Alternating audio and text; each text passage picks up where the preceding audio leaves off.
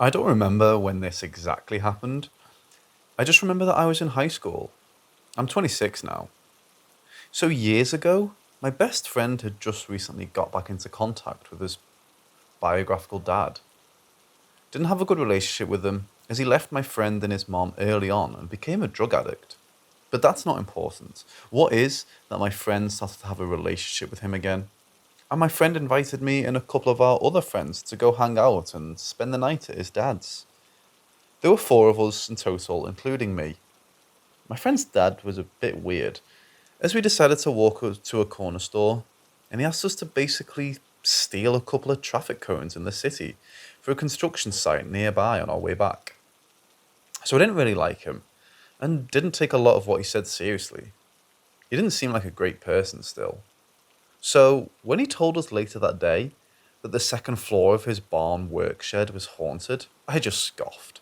Figured he was trying to scare his son and his friends. We straight up told him bullshit. So he took us to his computer and showed us some pictures he'd taken up there. He told us about this weird mist that only appears in photos. If you just shine a light through it, you won't see it. Sure enough, in the photos, there's a weird mist.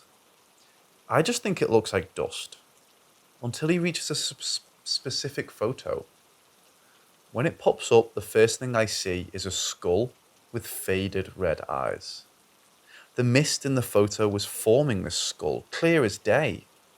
We were all freaked out by this, so naturally, being dumb white teens, we want to investigate. We get flashlights, and I grab my camcorder to use as a voice recording device. I didn't have much else. I think I could have used my phone at the time to take a voice memo, but I had no idea how to do that. Before we head up in the barn, my friend's dad warns us not to move anything up there, because the spirit doesn't like it when stuff gets moved. So we grab our nuts and head up the stairs.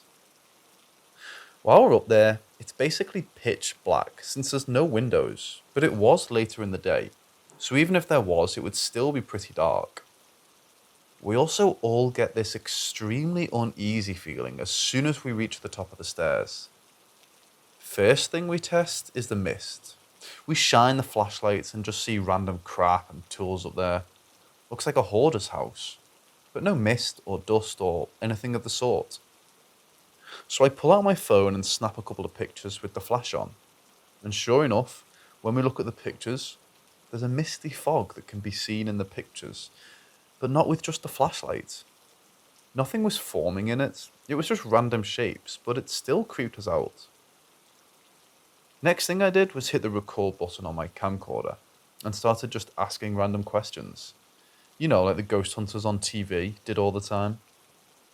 I don't remember exactly what I asked, but I'm pretty sure they were the typical "who are you" and "how did you die?" As I'm asking questions, one of our friends accidentally kicked a dumbbell, and we just get super silent as we hear it roll for a few seconds.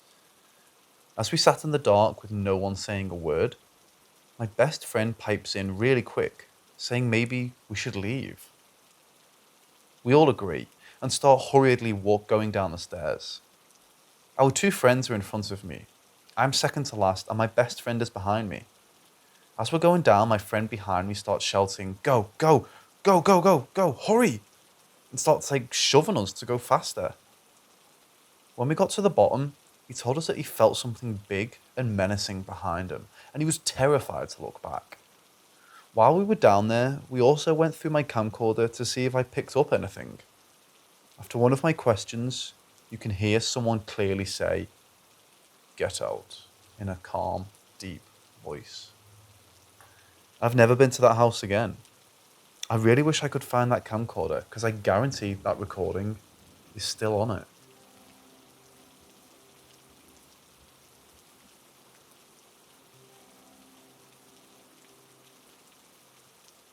The activity escalated slowly.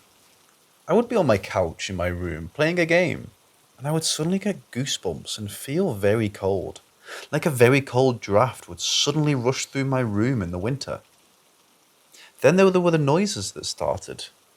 I would hear quiet tapping or soft footsteps on the painted cement floor off and on. Just a couple taps or steps here and there, or shuffling along the floor in my room, but always just little enough I would think my ears were playing tricks on me.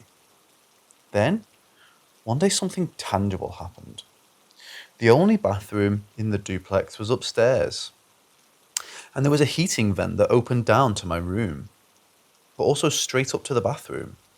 I went to the bathroom, and while I was in there, I heard the distinct sound of an empty can landing on the painted cement floor. As I go downstairs, I ask my roommate, who was gaming at his desk downstairs, if he missed a recycling bin with a can. He had his headset on and said no, and looked confused. When I went back into my room, there was an empty can laying in the middle of my floor. Weird. I wasn't a clean freak, so having a few empty cans in my room wasn't uncommon. I also didn't dust much, so I was able to find the location the can was in before. It was about 3 inches in from the edge of the side table. There was a perfect ring of dust, like it was neatly picked up and dropped on the floor. I threw the can in the recycling and went back to my video games. But this is when the activity escalated even more. I also got a cat shortly after this, as my friend needed a new home for him. His fiancée did not like his cat. I started waking up to noises in my room at night, more shuffling and footsteps on my floor. Some things I chalked up to the cat. Some seemed too big or not a common cat sound. I also started to wake up feeling like someone was pulling my leg hair or pinching my legs. This freaked me out because there was never anything there and there were never any remarks on me afterwards. The cold spots also got worse. I started to randomly get cold feelings on my arms and legs while on my couch, like someone was beside me and put their hand on me. One of the most memorable cold spot happenings led me to believe one of the spirits was a child. Have you ever had a kid standing behind you while you sit on a couch? I could literally feel the cold go up my back, like a kid behind me leaned on my back. I then remember feeling the cold spread to my shoulders and around, like the kid leaned on me and wrapped its arms around my shoulder. It was unmistakable. The shuffling also became very real one night. I must have left a grocery bag on my floor that night. I could hear it rustling around, kind of sounded like my cat playing with it though as well. I could hear it travelling from my couch over to the foot of my bed, and then it stopped. Then, all of a sudden, I heard my cat hiss loudly from the window above my bed. He then jumped down next to my head and took off out of the room. I grabbed my phone, but before I could turn the flashlight on, I could feel the weight on my bed by my feet, like someone sat down almost on my feet. I quickly pushed myself up to a sitting position and turned on my flashlight. Once again, nothing was there.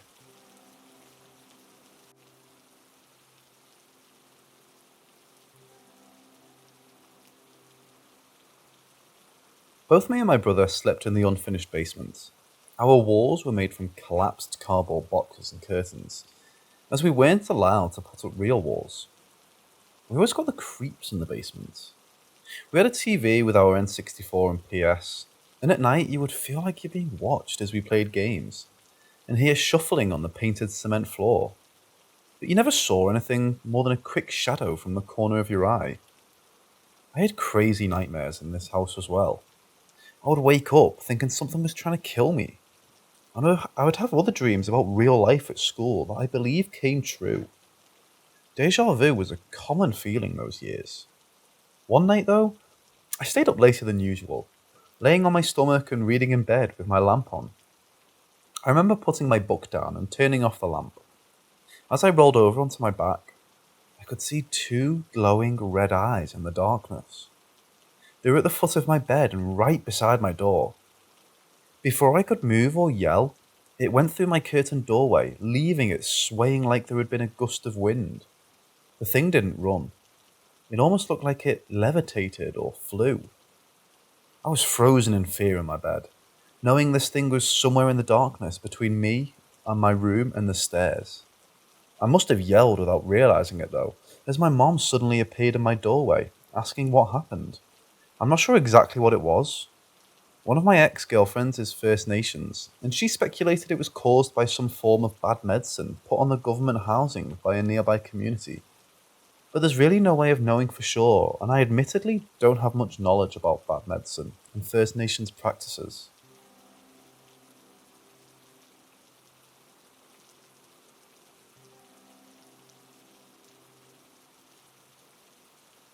Okay, so about 1 or 2 years ago, I moved into a new house with my parents, and me and my family have witnessed very suspicious activities. First, when I'm trying to study or read a book, sometimes weird things happen. It's like the book I'm reading is getting grabbed by an invisible creature or person because it doesn't fall or anything. It literally gets grabbed, violently grabbed. The movements of the book when he gets grabbed clearly shows that it's not falling. Someone is grabbing it. And then, when I get it back, it gets grabbed again. It happened multiple times, and that really creeped me out, especially because the movements are very human like. Second, weird things happen in my kitchen. Sometimes the oven turns on alone, and I feel like someone is playing with the dishes at night since I hear weird noises. Also, sometimes when I'm eating alone or I put something on the table, it's the same thing as the book. It gets grabbed. I didn't get to screenshot anything on photo except one thing. When it was night and I was just listening to music, I heard a couple noises near the window. I thought it was just the wind, but a couple minutes when I woke up, I noticed a human's hand trace. Well, not that human. It looked very skinny, like it was a skeleton. I took a screenshot of it and immediately went downstairs to tell my family. My mother went upstairs and checked if everything was okay, but the hand trace just disappeared, like it never existed. She and I looked outside, but there was nothing. Since I was upstairs and it was a balcony, I don't know the story of the house or anything, but it's kind of big. We have a garden and a front yard. The garden has a pool, chairs, and well, basically everything a garden has. While the front yard is where our cars are. We have two bathrooms, one downstairs, one upstairs, a huge living room, a kitchen and a minibar. We also have a garage, 4 rooms, 2 toilets and 2 dressing rooms. We also have 4 dogs, 2 cats and a parrot. I know it must be useless to say that, but maybe it can help if you want to give me advice. Maybe it's just the pets or my family. Sometimes I also feel like the creature is trying to communicate with me. My little sister was playing with her dolls when one of them just moved and was now placed in a very creepy way. She was staring at me and looked like she was trying to hide from my sister and me, trying to silently stalk me without me noticing. It's happened many times, and it was always with the same toy, so we decided to stop playing with it. But I think the toy was kind of possessed. I might be paranoid though. Maybe it's just my imagination.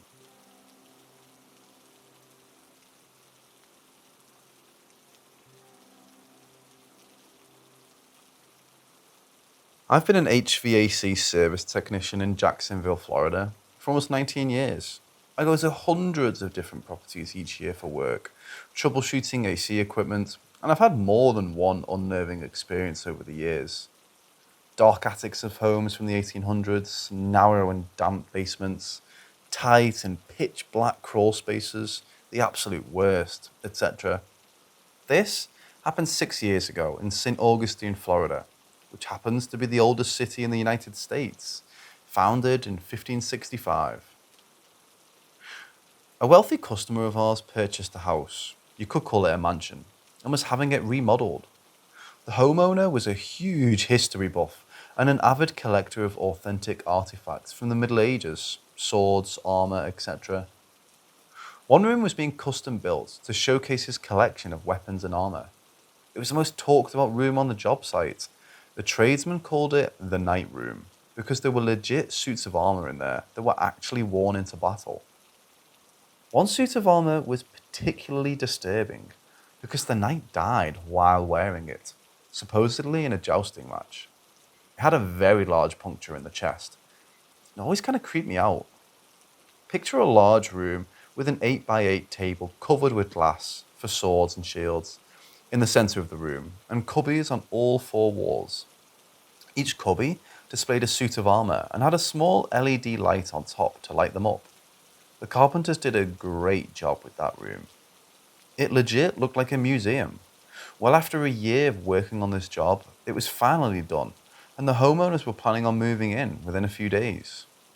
It was Friday, and I had a list of small final touch things that I needed to get finished. One of the security alarm guys walked over to me and asked if I had been experiencing any electrical issues with the HVAC controls. He said they kept having issues with the motion sensors and couldn't figure out why. I told him I hadn't run into any issues with the ACs, asked him what kind of issues they were having. He said everything worked normally except for the motion sensors in the night room.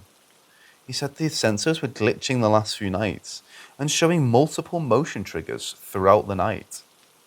That would be impossible because the building was locked up daily and the video showed no movements when the sensors tripped. I could tell he was frustrated. He thought there might be a problem with the supply voltage. I wished him luck and got back to work.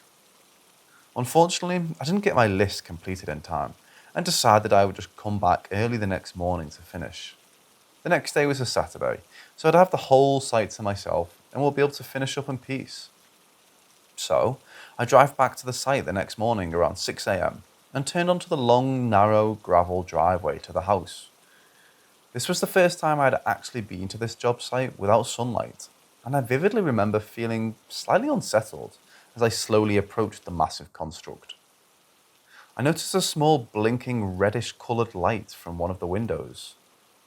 The light seemed to be coming from inside the night room. I instantly remembered what the security guy told me about the motion sensors tripping yesterday, causing my arm hair to stand on end. So here I am, completely alone, about to enter this very old and very big house in the oldest American city, in the dark, knowing that something just tripped the motion sensors inside that house. I remember like it was yesterday how my hands were shaking as I tried putting the key in the lock. I remember pausing for what felt like 10 minutes, but was probably a few seconds, and telling myself, "You're being silly. There's nothing in there to be afraid of." But I admit, I was kind of scared. Eventually, I turned the key, pushed the door open, and stared into the very dark corridor that led directly to the night's room. As I peered down the mudroom hallway from the quarter-open door, I could see a red, glowing light. I knew it must have been the faulty motion sensors, but at that point, my mind was racing. So I stood, frozen in place, peering down that pitch-black hallway, watching that red light slowly come on and then fade away. When it lit up, it would softly illuminate the single suit of armor I could see from my vantage point. The night was facing me and would light up an apple red color for a moment, seemingly at random times. The light wasn't a steady pattern either, which I thought was strange. If I took 10 minutes contemplating turning the door key, I must have spent an hour engaged in that intermittent staring contest with the silent, unmoving suit of armor. I really, really did not want to enter that dark hallway. The fancy interactive room lights weren't functional yet, and the closest working light switch was about 20 feet down the hallway. I pep-talked myself and slowly built up my nerves and was about to go for it when it happened.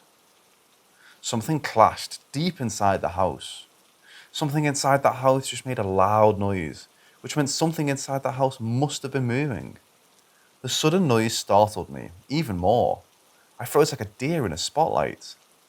To this day, I don't know what caused that sound. It sounded like a metal tray or something fell to the ground. It made a clang, clink, clink, clink sound, and then silence. Not a sound. The house was still.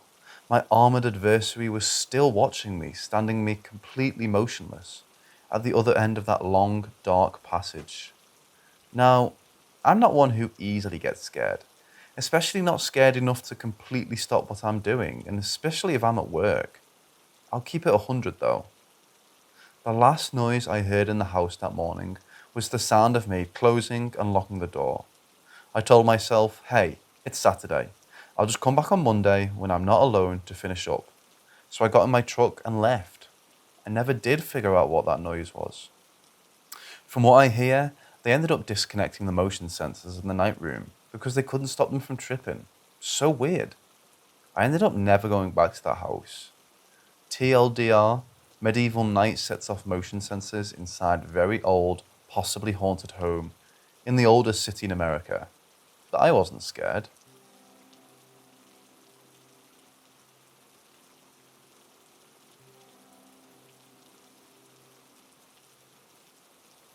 This happened a few months back. I was home alone and just chilling in my room. My dogs often like to lay with me, and this particular day, they were doing just that. My parents were at work, dad in another city, and mum at the school she works at. And my siblings were at school, and I know for sure that no one was home. So I'm just doing my homework, and I hear a couple of knocks at my door. My dogs immediately look up and stare silently towards the door. Maybe my brother was just home. I call out his name and open the door when I don't hear anything. Well, you guessed it, there was no one there. Odd. The thing is, if it was a random person who just happened to break into my house, my dogs would have went berserk and are weirdly keen at only barking at strangers indoors. Besides, I never hear any footsteps. I double check the time and notice it's only 10 a.m. Unless my siblings or mom got sick, there was no way they were coming home at this time. I was later assured that no such thing happened. I've had a couple of odd occurrences, such as things going missing and being replaced in the same exact spot only hours later. I used to dabble in the occult as a middle schooler, so maybe that's why. Our house was brand new when we got it, and it was only built on empty farmland.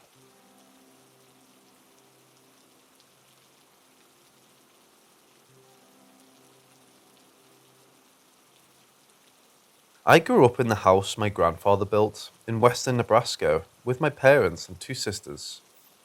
There were always odd noises. Footsteps, knocks, bangs and slamming doors.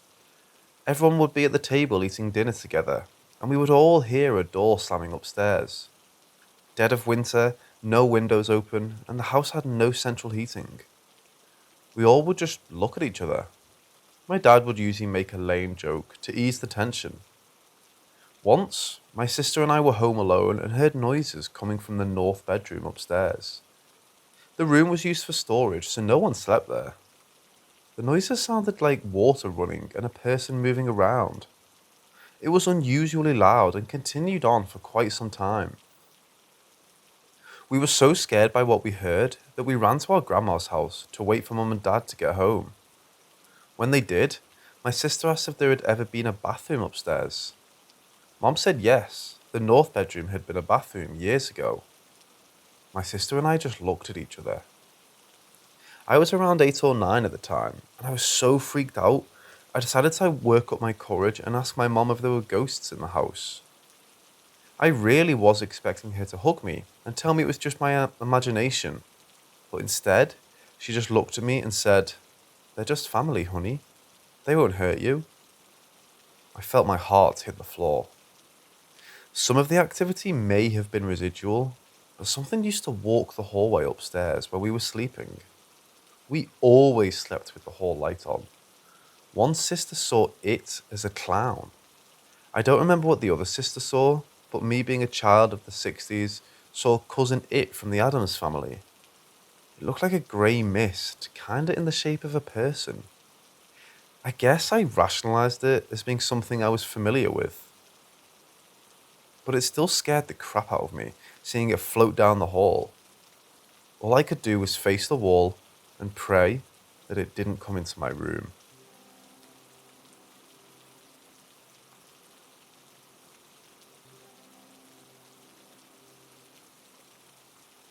So, from our living room area, you can see down to the double entry front doors. From coming into the house by the front doors, on your left is the office, on your right is our main bedroom, opposite the office. Then walking down the hall is the theatre room on your left, opposite that is the kitchen, and then walking a bit further is the dining and living area. We have our sofas positioned in an L shape, so the two-seater sofa faced the TV on the wall, and the three-seater sofa faced off the back wall, looking down the hallway to the double door entry. Okay, can you picture it? This happened one evening. I was laying on the three-seater sofa looking at the TV. As if I sat up, I would have to crank my neck to watch TV, so it was much easier laying down. My hubby was on the two-seater sofa, watching TV too, looking straight ahead. Now, almost every night, our printer would go off into a cleaning mode. You know, that kind of sweeping noise, like little brushes sweeping inside the printer. We had no doors to the office. It's open plan, so the noise travelled a bit, and it was noisy. I was trying to watch a movie on the TV, and the noise was a bit of a distraction, so I looked down the hallway towards the office, as if to say, hurry up. As I looked down towards the office, I saw a pair of trouser legs. Yeah, just legs. Take two big strides from the office and disappear into our bedroom. I kind of stared for a bit, thinking, did I just see a pair of legs? Then I felt really panicky and really freaked out. I decided to just keep it to myself, as I came to the conclusion that maybe I imagined it. So skip forward a couple of months, but this time my hubby is laying on the three-seater and I on the two-seater. The printer goes off again. My hubby turns to talk to me, but as he does, his eyes look down the hallway, and I turn to look at him, thinking he's going to say something. And he says, "What the hell?" I say to him, "What?" And he starts to tell me he saw a pair of trousered legs just take two strides out of the office and disappear into our room. So I did see it. Whenever the printer went off again, I made a point to never look down towards the office.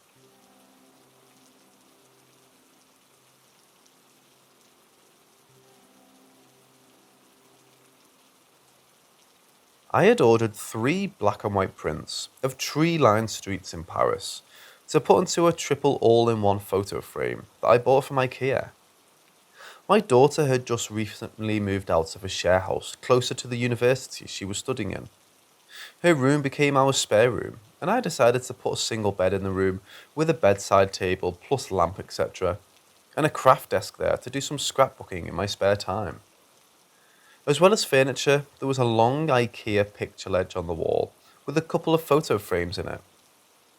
Now let me describe this picture leg. It's a long shelf with a back plate that is screwed to the wall with a good inch ledge to the front of the shelf. So when you position a photo frame on the shelf, it's tilted with the top of the photo frame leaning on the wall, and the bottom of the photo frame up against the lip or edge, so it basically can't fall off. I received the prints from eBay and arranged them into the triple photo frame, and then added the photo frame to the long shelf sitting in the middle of the shelf, with frames sitting either side of it. I took a step back, had a look, and said out loud, "Looks nice," then closed the bedroom door. That evening after dinner, my hubby was in the office. My son went to his room playing his war games on his computer, and I was finishing the dishes in the kitchen. Hubby shouted from the office, "Can I have a cuppa, please?" I switched the kettle on, grabbed a cup from the cupboard, then heard this almighty crash, which sounded like a brick had come through one of our windows. My hubby came running down the hallway to the kitchen and asked, "What happened?" Then my son came out of his room and said, "What did you break?" I told them, "I haven't done anything." We all then decided to check around the house. My hubby checked the rooms and windows around the house. My son checked the garage to see if anything had fallen down, and I checked the garden. We were bewildered. The only room we didn't check was the spare bedroom. My son and hubby went into the bedroom to find the triple photo frame buckled and smashed, laying on the carpet. To this day, we cannot figure out how it could have possibly fallen from the shelf and end up buckled like that.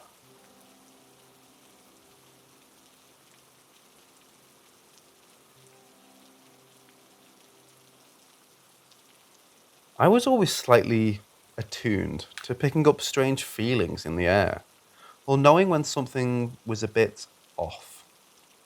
My partner is the complete opposite. He is very skeptical and would always look for the logical option. We moved in together about a year after first meeting. Myself, Andy, my partner, our dog, a sloppy Labrador called Merlin, and 3 cats. The first house we lived in was fine, no activity at all. But then came the time that we needed to move to a rural part of our country, Gloucestershire, for anyone who's interested, for Andy's new job. I'd actually grown up in the small town that we would be moving to, so I knew it well. The house that we chose was a large cottage on the outskirts of the town. It was well over 600 years old and had been part of an old hot mill before being converted to a cottage in the early Victorian age. It was directly on the side of a busy main road, had no garden, but was opposite open fields. Great for the dog. We fell in love with it. It was quirky, big, and cheap for the size. A couple of things to note about the layout. The front door opened into a small hallway with a staircase on the right, a kitchen to the front, and the first living room on the right. Underneath the stairs was a basement door that led to a huge but damp and cold basement room that we used for utility stuff. Upstairs, there were 3 bedrooms and a bathroom. Right from the first day, I picked up a couple of weird vibes from the front room and upstairs landing. Couldn't put my finger on it. It just felt like we were being watched, and they were a bit colder than the rest of the house. We got the big stuff moved in, and were absolutely exhausted on the first night. We kind of flopped on the mattress upstairs and were just resting, looking at phones and talking sort of thing. Suddenly, I caught a flash out of the corner of my eye, going across the ceiling. I pointed this out to my partner, who just brushed it off as me seeing things. However, as a few minutes went by, we both began to see these tiny blue lights that left a sort of shimmering trail go across the ceiling. Andy actually filmed it, and I think we still have the footage somewhere, and you can see these lights going across the room. I'll try and find it. The lights stopped eventually, but we were both a little unnerved. We lived there for about 3 years, and I found the activity seemed to come in waves. It would get more frequent and dramatic, and then abate, before leaving a bit of time and then developing again. I never felt quite safe when alone in the house. Andy would generally work late, and then before we had a car, he would cycle home. About a 45-minute journey. I worked in a school, so generally got home before him at about 4 or 5ish. A few times, whilst home alone, I would hear footsteps on the stairs and doors opening by themselves. This scared me the first time, as I genuinely thought a person had gotten inside the house, and went around looking with a knife in one hand and the dog leashed in the other. She was growling, which also added to my concern, as she never usually growled. Of course, there was nothing there, and I frantically rang Andy and asked him to come home. The tiny door to the basement would open itself all the time. Sometimes I would find our ornaments just randomly placed in front of it or in the hallway. The dog always seemed a bit skittish in the hallway. A couple of times she would just stand and stare at the stairs and growl, which freaked me out. The living room also had a strange feel. It was wood-panelled and faced the road outside, so unless it was nighttime and quiet, we would constantly hear cars and trucks going by. One particular corner by the window always seemed darker somehow, and I didn't like sitting near it. A few times, we both saw shadowy figures dart around the corner of our vision. Andy kept trying to brush it off, but it was genuinely strange and we couldn't explain it. I also saw a small photo that I had placed on a table rise up a few inches in the air and then set itself down again in that room. It just generally had an uneasy feeling.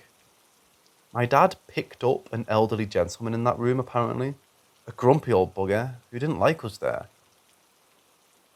We also used to hear voices on the landing, usually male, unintelligible and kind of muttering, mumbling. This would be when one of us was in the bathroom and the voice would be heard just outside on the landing. A few times, Andy came downstairs and asked if I had been trying to call him or talk to him. I would usually be downstairs watching TV. The TV and electrical stuff would also turn itself off and on all over the house. A touch lamp in the bedroom with a brightness slider was particularly bad. It would always start off dim, and then I would wake up at 3 a.m. with it on full whack and stupidly bright. The slider was quite firm, so you had to give it some force to move it. The house had old windows with a kind of metal latch. I have no idea why, but I always felt uneasy around the bedroom window in our room. We first had our bed underneath it, and I felt like I would wake up in the night and feel someone stood over me. It would also open itself often. We would hear the catch being lifted, and the bloody thing would swing open so hard it would hit the side of the house in still, sunny weather. When we moved the bed to a different part of the room, I slept much better. Two of the strangest things that happened both included Andy. Andy was cycling home in the dark one evening, whilst I was in the kitchen making tea.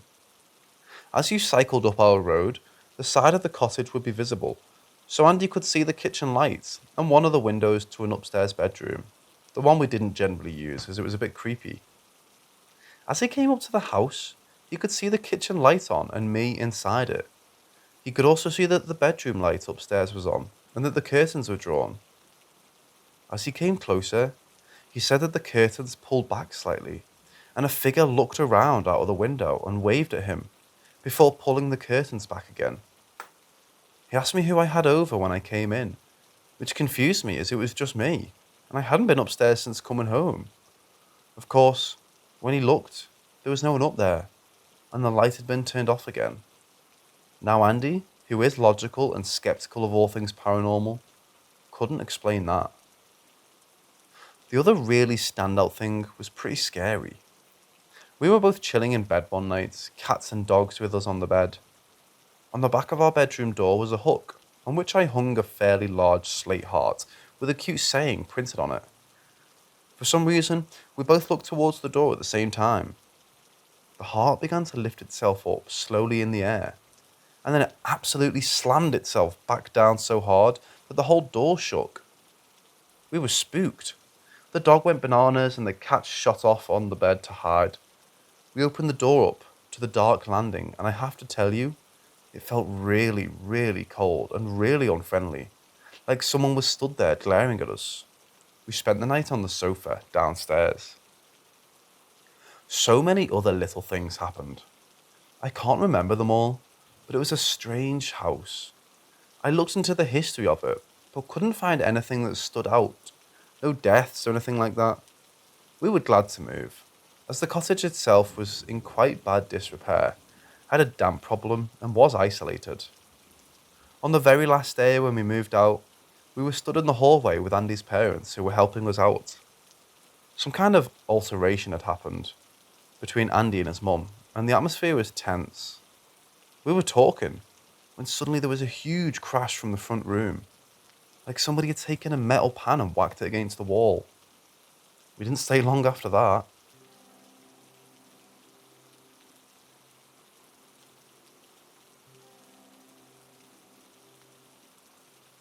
We moved there when I was about 13, and my sister was 12. The house was huge, with a 20-foot living room, where the shop front would have been, and a converted annex on the side of the house. The annex was the reason we moved, as my dad's mum has had a stroke, and we needed to care for her. The annex, the kitchen, and the bedroom above were the recent extensions added to the house. The rest was early Victorian. My bedroom was part of the older house. It was fairly smallish and had Victorian features, like an old fireplace in the wall. It wouldn't have been my first choice, as it made me feel instantly uneasy, but my little sister was quite a diva and usually got first pick on the rooms. She took the nice modern room at the end of the hallway, and I was too easygoing to argue back. So I was stuck with a creepy old room, which was fine initially, as the more scary activity didn't start for about a year. However, the dog would refuse to come inside, and my cat would always rocket out of the window or bang on the window to go out at 3 a.m. every night without fail. The other strange parts of the house were the landing, the upstairs bathroom, and the huge front room downstairs. When using the bathroom, I would often hear footsteps running across the landing outside.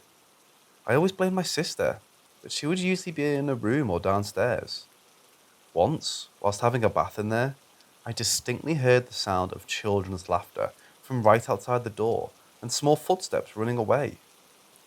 My sister was too old to sound like a young child, and she wasn't the type to prank me, so I kind of dismissed it.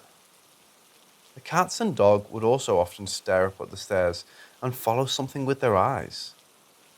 I would also catch shadows out of the corner of my eyes while sitting near the entrance to the stairway. The whole house just had a generally unfriendly feel. Anyway, fast forward to when I'm about 14 or 15. Our family situation with our nan was stressful at the time, as she had dementia. Won't go into it too much, but myself and my sister had to take on a lot of care for her whilst mum was working. We were also home educated by my dad, and had been since we were 7 or 8. This was his choice, and benefited me certainly academically. However, socially, I felt very lonely and isolated, and a bit of a freak. Local bullies didn't help either. These negative feelings led me to becoming very depressed. I would slope off up to my room, and the negative atmosphere would really increase. My room always felt heavy and oppressive. I also began self harming at this time, after hiding a kitchen knife under my bed. My psychological state wasn't great anyway, and I don't know if the intensity of what I was doing affected the situation, but it almost felt like an out of body experience when I harmed. I would hold the knife, but it would be like I was stood behind myself watching. Can't explain it really, or pin it on something supernatural, but certainly surreal. Around this time, I also started noticing strange shadows and lights in my room, usually just before going to sleep. I put it down to stress and ignored it. I have mentioned before, in my last reports, that my dad was also a practicing spiritual medium. He had been out of work for a time doing this, but still occasionally did tarot for people and was certainly alert to anything spiritual or ghostly going on. One day, Dad kind of zoned out whilst I was reading a book. I noticed it but ignored him and carried on reading. When he came to, he looked at me very concernedly and began to describe to me everything that I had been doing up in my room. Of course, I was very upset, but I admitted to harming. He also said that one of my guardian spirit guides had told me this as they were worried, and also let him know that there was a negative presence in my room that was affecting me. After my parents gave me a talk about what had happened, and I solemnly promised not to do anything of the sort again, my dad went up to my room and attempted to cleanse it. I'm not sure if it ever worked, as it still felt very oppressive there and dark. I moved out into the converted summer house in the garden soon after, and it was so much happier and felt lifted. So, say, neighbours told us that a girl who had lived in that house committed suicide at the city park in the 70s. I could never find any history of this, but it's certainly interesting if so. At one point in time, while brushing my teeth in the bathroom, I did look up and see the figure of a woman behind me in the mirror. She was around 20 or 30 years of age, blonde, and wearing a white dressing gown. Whether it was the woman who lived here before, I don't know. I certainly never looked at that mirror again when I was in there. One other thing of note happened there to my sister.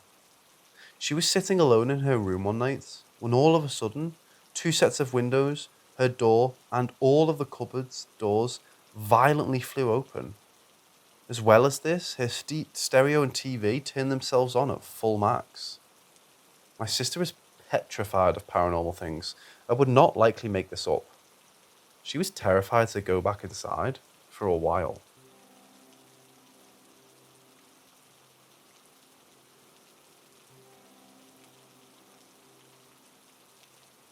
My dad was a musician in the late 80s, 90s, and he would normally work together with his best friend, who also played the music and edited what they wrote.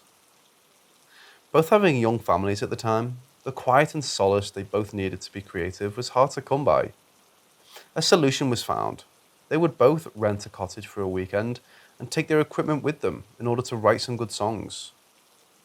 I've no idea how they found it, possibly by word of mouth, but they ended up renting an old miner's cottage in Minehead, England, that was fairly rural and isolated. It was very picturesque and had minimal traffic going by, and no neighbours either side, I believe. It's worth remembering that at the time, both my dad and his friend were practicing spiritual mediums, and therefore quite attuned to strange atmospheres and spiritual goings on. Anyway, my dad said that he instantly felt uncomfortable upon entering the small cottage. He told me that the atmosphere was heavy and quite unwelcoming. Ignoring it, As he had paid money to be there, he and his friends set up their keyboards in the front room and got to work. The cottage had a small wooden front door and a back door leading to a small enclosed garden. To get to the back door, you would have to go through the kitchen. Upstairs were 2 bedrooms and a bathroom. As the night went on, nothing too strange happened. A glass of water that had been placed on the side mysteriously drained itself of liquid, and the unwelcoming feeling intensified, but nothing physically manifested as such. My dad and his friend were both discussing a piece they were editing, when suddenly there were 2 very loud thumps on the front door. Thinking it may be the old woman who owned the cottages and who lived up the road, my dad went to answer. He opened the door. There was nothing there but the dark of an English countryside. Cursing whomever was playing jokes on them, Dad went back inside. No sooner had he had set foot into the living room, the thumping on the door began again. This time, they both sprinted out and pulled open the door. Again, nothing. However, almost as soon as they pulled the door open, the thumping began, this time from the back door of the cottage. Dad's friends sprinted out, but surprisingly, there was no one to be seen, not even after shining a torch outside. This continued for a little while, unsettling both men, as they were both also picking up a negative energy. Both eager to call it a night, they packed away and went upstairs to their respective rooms. Dad found it hard to settle, and read a book too about 1 a.m. before drifting off into a night's sleep. This was short-lived, and he awoke to his friend screaming as if he was being violently attacked. Dad rushed to the adjoining room, where he found his friend cowering in a corner and shaking. Apparently he had been awoken by a big burly bloke trying to get into his bed with him. A quick search of the cottage revealed no one corporeal to be there. As the friend's room had 2 single beds, my dad offered to keep him company as he was severely shaken. Trying to make light of the situation, my dad began joking that the ghost might just fancy his friend, and that he had been trying to get into his bed to have his way with him. No sooner had my dad said this, a large pair of his friend's hiking boots lifted itself up and violently rocketed across the room to hit the side of his head. At this point, the two decided that staying downstairs would be better, and made haste to get out of the room. In the morning, they packed their things away and before travelling home, stopped at the house of the old woman who owned the cottage to tell her of what happened. She was genuinely surprised, saying that she didn't know the cottage was haunted, but telling both men that one of her other properties was usually the one that received complaints of being disturbingly active with ghosts. For some reason, my parents rented the same house out for a family holiday this year after. I can happily report that we had no ghostly experiences there.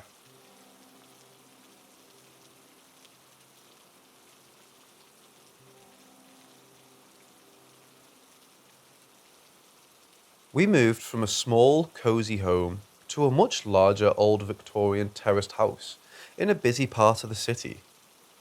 The house had been an old shop and had a separate new annex that had been built along the side of it. This was perfect, as we had moved to accommodate my nan, who needed care around the clock, but she didn't want to move into a nursing home. The house was huge, with a long tree-lined garden. The newer parts were light and airy, but the oldest parts of the building were, despite a lot of renovation, still quite dark and creepy. It wasn't ideal, as the area wasn't great, but my parents needed somewhere quickly, and it was the best available. Mum worked long hours in a sales job, and Dad schooled myself and my sister from home. This meant that we could also help care for my nan when Mum wasn't around. The 5 or so years that we lived there were very stressful, to say the least, with money worries and health worries for our nan, who sadly had dementia. I won't go into huge detail, but I just wanted to paint a picture for you. As mentioned before, my parents were heavily into the spiritual and supernatural, but more in an investigative way. Dad had previously worked as a medium, but had distanced himself from the scene due to not taking people seriously anymore, and feeling a bit disillusioned with the whole thing. My sister being a bit of a princess, had bagged the largest bedroom for herself when we moved. It also happened to be part of the new build, and I was left with a smaller, dark room at the top of the stairs. I didn't mind too much, as we had previously had to share. It was just nice to have my own space. The bedrooms were connected via a long, rather narrow and gloomy landing, which had a bathroom in the middle. My sister's bedroom was right at the end, and it was above the new kitchen and annex. My room was typically old fashioned, with a large bricked up fireplace and dated floral wallpaper. The first night I slept there, I was nervous for no good reason and didn't sleep well the whole night. I put this down to it being a new space, but honestly, the feeling never really left during my time there. This part of my life was not great. I was dealing with being a teenager and feeling lonely due to being home educated and not having any friends. There was also the stress of helping look after Nan, who needed total care, and the added bonus of being bullied by local kids. I struggled with extreme depression and began to have really dark and negative thoughts towards myself. I'm not blaming the house for this, but it certainly seemed to amplify the atmosphere somehow. This might sound weird, but I believe that whatever was there fed off my negativity and intensified the activity. The first things that happened were small: doors opening and closing, things going missing for no reason and then turning up in random places, knockings and tappings on the wall. Dad tried not to scare us by talking about it, but he later said that he always felt a pressure in that house and knew there was at least one entity there. I think the first big thing for me was seeing a large black triangle of smoke just drift across the front room one day. I had been sitting reading on the sofa when I looked up and saw this thing, maybe 4 foot tall, made of thick black smoke, slowly hover across the room and disappear into the wall. The whole experience lasted around 20 seconds, and my brain didn't really process it properly. The shape had been a perfect triangle. No one believed me when I told them, and I can't quite explain it still. Next came large orbs of light that would zip across the room, and more often than not, seemingly go up the stairs and disappear. This was not only seen by me, but by the whole family. Mum blamed car headlights, but we would usually have the heavy curtains drawn, and no other real sources of moving light. The orbs would vary in size, more often than not being around the size of a closed fist. This was followed by tappings and knockings on the wall as they appeared and then disappeared up into the staircase. Whatever was there liked to move things around. Mum and Dad liked to collect ornaments, and we had a few around the TV. One being this cool little stone statue of a hooded lady with a small crystal ball in her lap. One day, Dad and I were playing computer games when the stone statue suddenly lifted maybe 20 centimeters off of the unit and then slammed back down again with enough force to make a loud bang. That was the beginning of the more intense activity. I began to hear my name being called. This would only happen when I was downstairs, in the dining room that was linked to the staircase upstairs. I would hear a voice, sometimes female and sometimes male, calling me by my name, seemingly from upstairs. It freaked me out, but I didn't want to say anything to my parents, as they were stressed enough at this point without me adding disembodied voices to their list. During this time, my depression intensified, and I began harming myself and having very bleak, suicidal thoughts. In the night, I would see dark shapes in my bedroom and flashing lights. I was just too numb to care anymore, and I would disregard them. I had a small cat that used to come into my bedroom as he hated the dog, and would come into through my window on a night to get some peace. Every night at 3 a.m., without fail, he would leap from my bed and scramble to get out the window again. I put this down to being a weird cat thing, but at 3 a.m. the atmosphere in my room would also change, becoming much darker. This would be when I saw shadows and lights. I told no one this, thinking that possibly it was all in my head.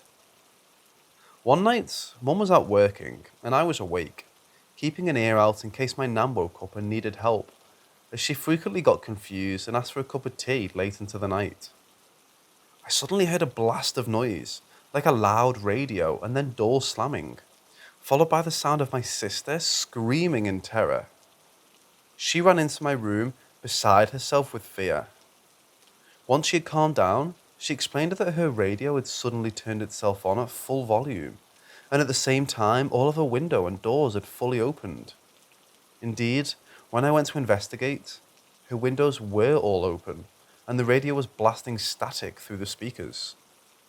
She slept in with me that night, and then told me the following day that she would rather sleep in her room after all that than stay in mine again. It's just creepy, she told me. All of this was weird, but then came the time that I physically saw what I think was an apparition. I haven't talked about the upstairs bathroom yet.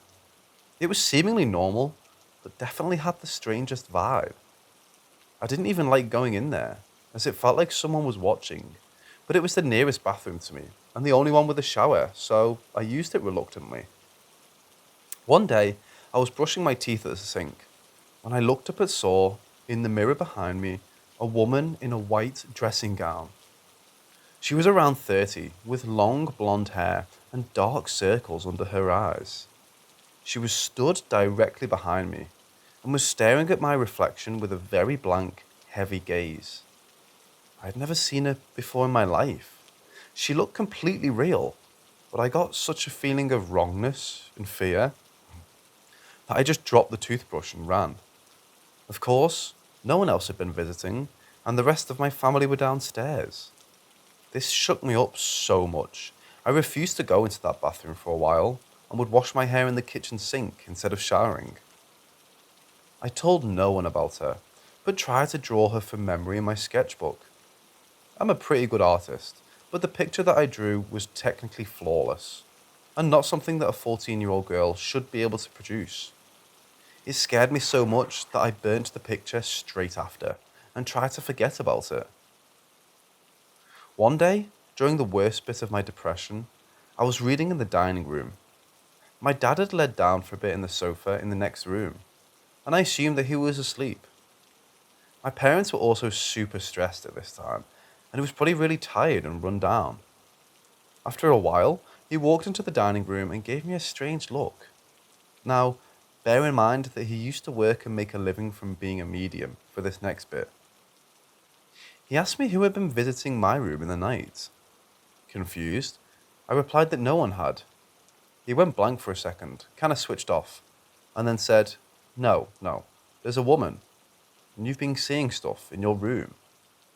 Of course, I knew exactly what he meant, but not wanting my folks to know, I still denied it. He went quiet again, and then told me that someone had told him about the woman that I had seen, and that I was in danger of hurting myself, and that she was feeding off of me. All of this hit home, and I finally broke down and explained about all of it, even the self-harm and suicide attempts. It was very traumatic, and I hated upsetting my parents, but it was what needed to happen. Later, Dad went up to cleanse my room. He didn't seem satisfied afterwards, however, and my parents renovated the summer house in the garden to be my new bedroom. It was cold in winter, but I instantly felt lighter and better in there. There was no longer that constant dread. Towards the end of our time there, we learnt a little about the previous owners from an old neighbour. I have no idea if any of this is true, as I never found proof, but I certainly need to include it. Apparently, in the late 90s, a family had lived in the old shop. Something was wrong with the older daughter, who had mental health issues, and she had sadly ended up taking her own life in the city park one night. Like I said, I don't know if this is true, as I never asked for her name, but it does make me wonder if part of her never left the house, and if she had used my bedroom before me. It would certainly explain a lot of the activity.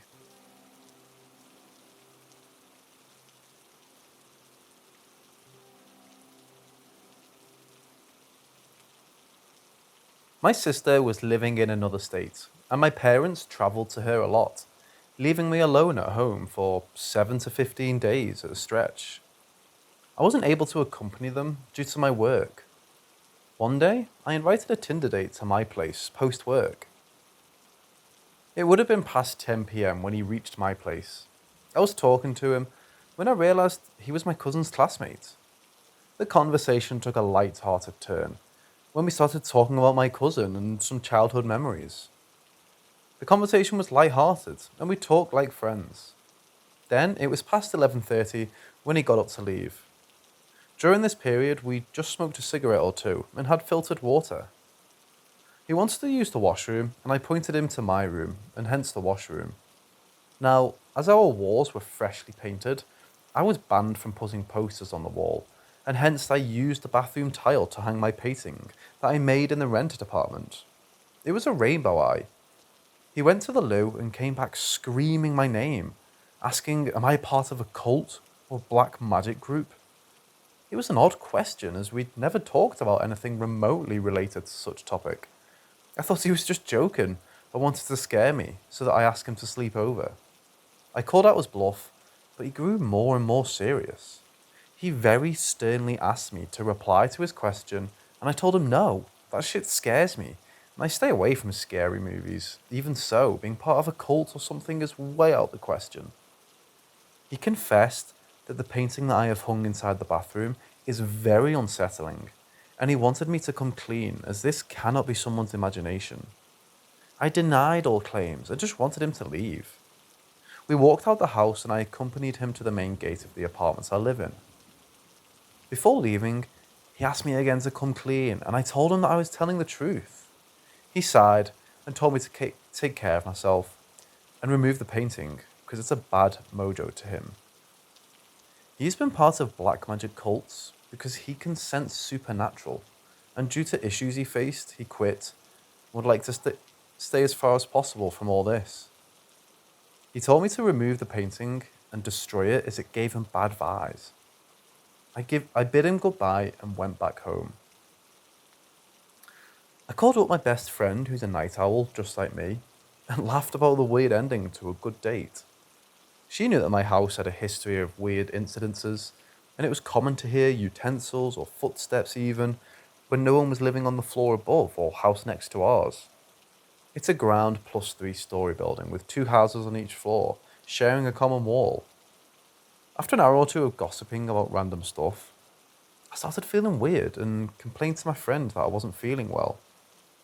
My friend blamed it on exhaustion and asked me to take rest. She asked me to call her if I wasn't able to sleep because of insomnia, and she was up and working all night.